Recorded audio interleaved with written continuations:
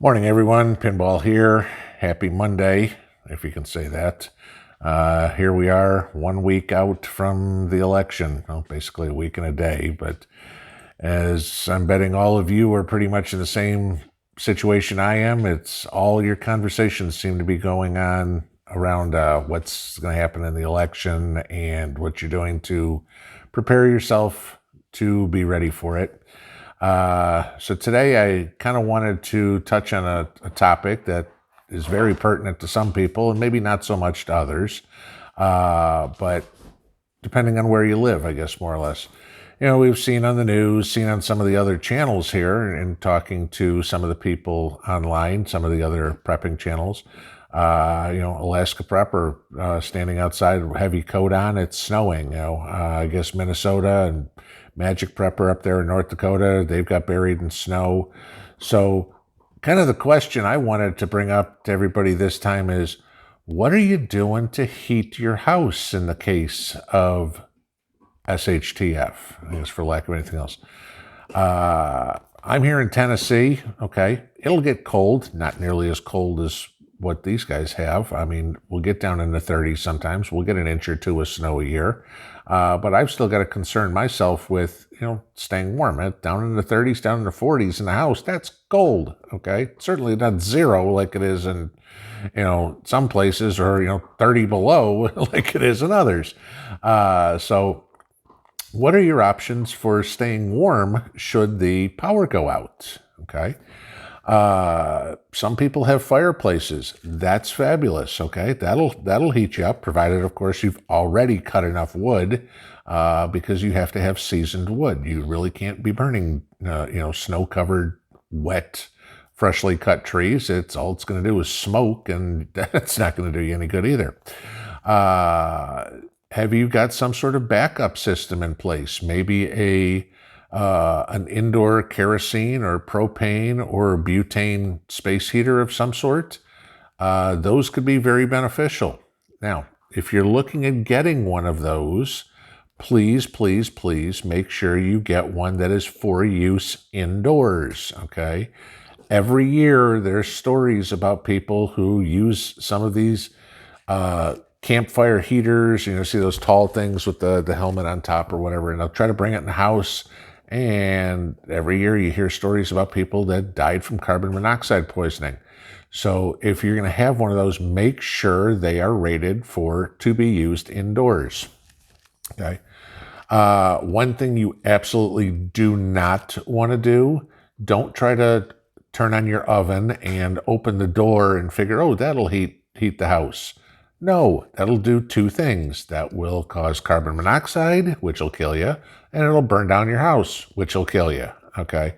So do not use your oven, do not use your stove for heat, okay? They're meant for cooking, not for heating, okay?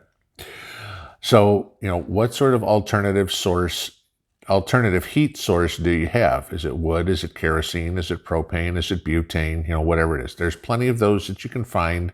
Under $200 to find an indoor heat source. Might only heat 300 or 400 square feet, but if it's portable within your house, take it to the room you're going to be in, stay in that room. Go to bed at night, move that portable heat source to your room, heat the room up, shut it off, and then go to sleep. Never fall asleep with an open flame anywhere, okay? It's another good way to burn your house down, okay? But some other things that you can do ahead of time to prep yourself for cold weather. I know, especially up in New England, because of the older houses, and I used to live there, so I know this one. The plastic ceiling wrap or plastic window wrap that you put over your windows, sticks up along the side of the windows. You take a hairdryer, you basically tighten it down, and it seals the windows from any drafts coming in. You can do this for every door and every window in your house and leave yourself one, preferably two, if you get, exits, two exits, one front door, one back door. So you have two ways out of the house. Just in case the house catches fire, you get two ways in and out. Okay. But you can seal up all the rest of the windows and keep any drafts out. That will definitely keep you a little warmer. Okay. Other things to do, get curtains or I mean, even if they're blankets or something, to hang over your windows, okay? During the day, you're going to want to have your windows uncovered so you can let that heat of the sun come in. At night, you're going to want to put the covers over your windows to kind of insulate the windows so the heat can't go back out, if you will. So, take care of your windows, take care of your doors. Those are a couple of good things that you can do there. I think it goes without saying, wear warm clothes, okay? We all remember being kids and, dress in layers, put on a t-shirt and then a sweater or, maybe a turtleneck and then a sweater and then a hoodie over it. And if you get too warm, take one layer off and you still got some on. Dress in layers. Have yourself some good thick socks. If you can find wool socks, personally, I like the old military socks. Those are very warm. You can find those a lot of times at like a military surplus store.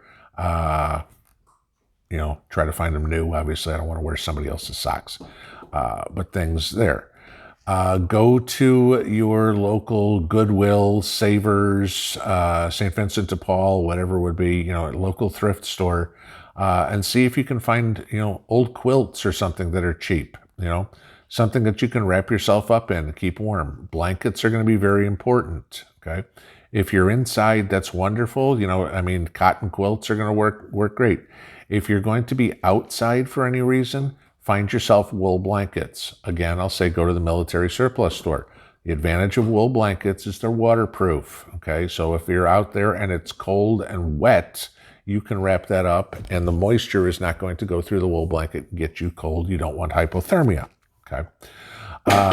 Do you have like a knit cap? Do you have a good winter jacket? Do you have good winter gloves? Now, if you live up in Minnesota, you probably got snowmobile equipment and everything. You're going to be able to stay nice and warm. But if you live in Arkansas, Missouri, Tennessee, somewhere in the middle, the northern part of the southern states, the southern part of the northern states where it doesn't get that cold, okay, we've all heard of the grand solar minimum and that the fact that, this winter is supposed to be really crazy. Is it possible that we get a foot of snow down south? Yeah. Anybody remember 78? You had snow as far south as Florida in that blizzard. Okay. Don't get caught without having something that's going to keep you warm. Okay. Go to Walmart, buy yourself a $30 jacket or whatever. They've got decent jackets that you can buy for, I think it's about $30. That are good and warm, have a hood to it, get something with a hood. You want to keep your head and your ears warm. If you never use it, fine. If you need it once, that's worth the $30 there, because as everything always goes, I'd rather have it and not need it than need it and not have it. Okay.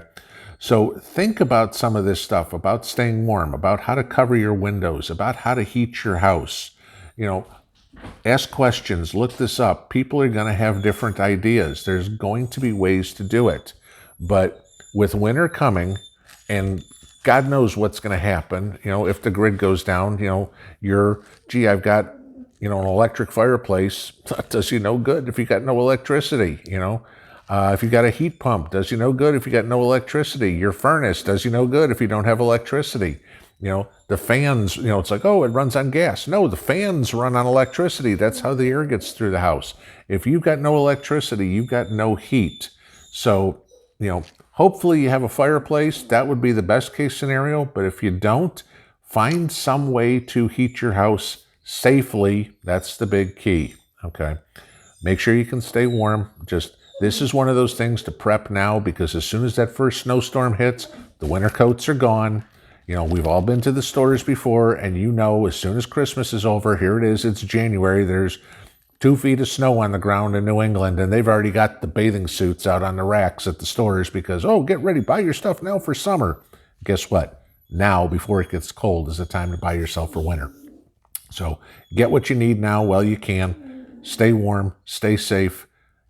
As usual, pray for the best, prep for the worst. Pinball out.